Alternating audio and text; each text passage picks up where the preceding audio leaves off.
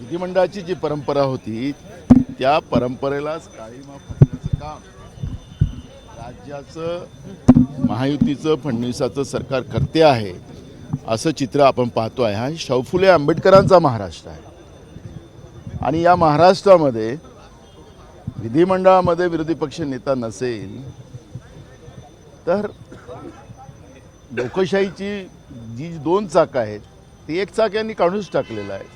त्यामुळे या सरकारला नाही जनाची तर मनाची लाज असली पाहिजे आणि त्यामुळे या सरकारने तातडीनं आजच निर्णय करून दोन्ही सभागृहातले विरोधी पक्ष नेत्यांची स्पष्टता व्यक्त करावी. ते विधानसभेच्या अध्यक्षाकडे आपली भूमिका मांडतात आहेत. मला सगळं अध्यक्षीय प्रणाली आम्हाला सगळी माहिती आहे. त्यामुळे अध्यक्षावर ढकलून नाही चालणार. सरकारने निर्णय घ्यावा ही भूमिका आमची आहे. काल विधान परिषदेचे सभापती राम शिंदे त्यांनी असं म्हटलं की विरोधी पक्षनेते पदाबाबत ज्या काही प्रथा परंपरा आहेत त्या आता चालाव्यात हे काही अभिप्रेत नाही आहे. एक प्रकारे विरोधी पक्षनेता निवड होणार नाही असंच त्यांनी कुठेतरी सूचित केलं. या सरकारची मानसिकता आहे ते मानसिकता भास्कर जाधवने सांगितलेली आहे. त्याच्यामुळे राम शिंदेनी असं म्हटलं सभापतींनी काय की आता विरोधी पक्षनेते पदाबाबत ज्या प्रथा परंपरा सुरू आहेत त्या आता सुरू असाव्यात असं अभिप्रेत नाही. एक प्रकारे त्यांनी आता बरोबर आहे ना. सभापतींनी सरकारची भूमिका व्यक्त केलेली आहे राम शिंदेनी की या सरकारला अभिप्रेत नाही आहे. तेच त्यांनी भूमिका मांडलेली आहे. त्यामुळे एकदम स्पष्टता त्याच्यातलीच आपल्याला पाहायला मिळतं आहे की आखरी सभापती जे बोलले ते सरकारची भाषा बोलले. त्याच्यातून स्पष्टता झाली की या सरकारला विरोधी पक्षची भूमिका सभागृहात मांडता यावी नाही. सरकारला मोकळं राहावं अशा पद्धतीची भूमिका या सरकारने निर्माण करून ठेवलेली आहे. विरोधी पक्षनेतेपदासाठी भास्कर जाधव यांचं नाव पुढे होतं. कोई संख्याबळाचं कुठले नियम नाही. मी तुम्हाला सांगतो की महाराष्ट्राच्याच परंपरा मी देशातल्या नाही जिथं 2 आमदार विरोधी पक्षाचे होते त्यालाही विरोधी पक्ष नेतापद काँग्रेसने त्या काळात दिलेलं आहे. याचा रेकॉर्ड तपासा. यांना रेकॉर्ड तर विधिमंडळातलं काही लपलं जात नाही. त्यामुळे कुठलीही परंपरा नसतं. 2ला आम्ही देऊ शकलो तर आता एवढी मोठी संख्या आमची तर त्याला काय नाही द्यायचं. पण मी सुरुवातीला सांगितलं की हे बैमानी निवडून आलेले आहेत. हे मॅनिक्युलेशननं निवडून आले आहेत. निवडणूक आयोगाच्या कृपेने निवडून आलेले आहेत. जनतेच्या कृपेने नाही.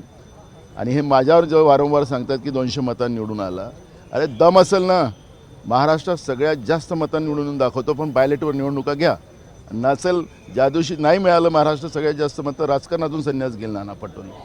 हे यांनी ज्या पद्धतीनं निवडणूक आयोगाच्या माध्यमातून हे जे निवडून आले त्या आधारावर हे करतात. म्हणून जनतेची भीती यांच्या मनात नाही. संसदीय पद्धतीची भीती यांच्या मनात नाही.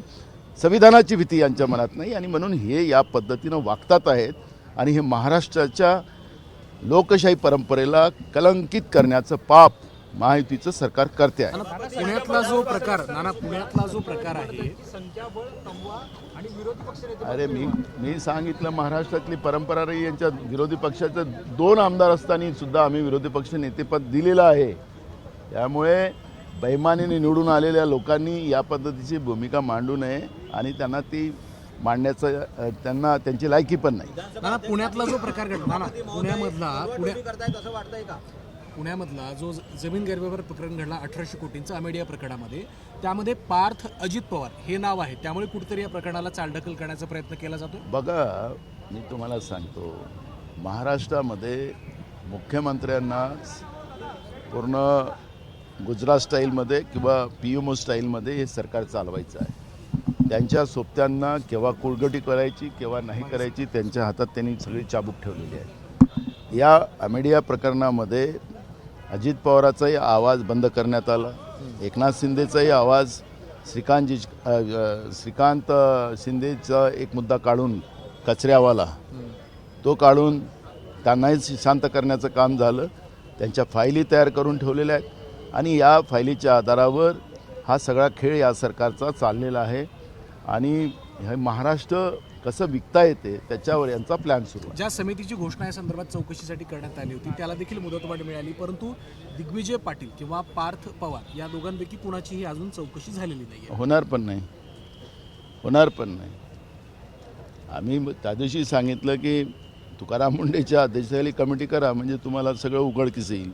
दूध का दूध पाणी का पाणी, पण ते करणार नाही. तुम्ही हा मुद्दा सभागृहात उपस्थित करणार? करणार ना, आता येणार सगळे विषय येणार, पण म्हणून तर हे सरकार इथं आलं आणि कसं पळून जाता येईल त्याचं प्लॅनिंग केलेलं आहे. फक्त 1 आठवड्याचं अधिवेशन ठेवलेलं आहे. हेच विरोधी पक्षात होते तर 2 महिन्याचं अधिवेशन व्हावं अशा पद्धतीच्या घोषणा करत होते. आता योगायोगानं नागपूरचेच मुख्यमंत्री आहेत. मग यांना इतक्या लवकर पळ काढायची गरज काय? आणि म्हणून हे सगळे मुद्दे निघू नये.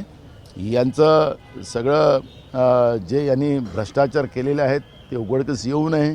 शेतकऱ्यांची जी अवस्था या लोकांनी करून ठेवलेली आहे, शेतकऱ्यांना आत्महत्या करायला सोडलेलं आहे, ते सगळे प्रकरण येऊ नये. बेरोजगारांची परिस्थिती, महागाई, आज रुपया रोज पडत चाललेला आहे आणि त्याचे परिणाम सगळे महागाईवर होतात आहे आणि सर्वसामान्य लोकांचं जगणं मुश्किल झालेलं आहे. हे सगळे प्रश्न आहेत, पण मुद्दामून हे सरकार इथून पळ काढायसाठी इथं आलेली आहे. फक्त आठवड्याभराचा फेरफटका मारायला इथं सरकार आली.